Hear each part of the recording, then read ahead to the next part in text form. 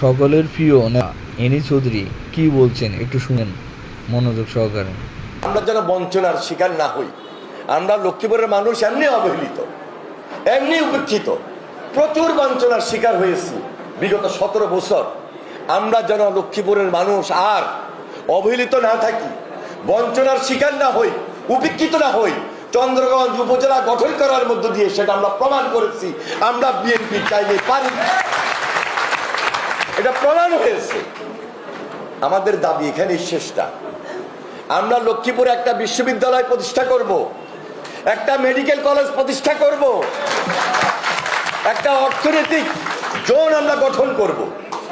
আমাদের লক্ষ্মীপুরে অনেক ইউনিয়ন, রাস্তাঘাট, জলাবদ্ধতা, স্কুল কলেজ মাদ্রাসা, অনেক উন্নয়নের দিক থেকে আমরা বঞ্চিত হয়ে পড়েছি গত 17 বছর।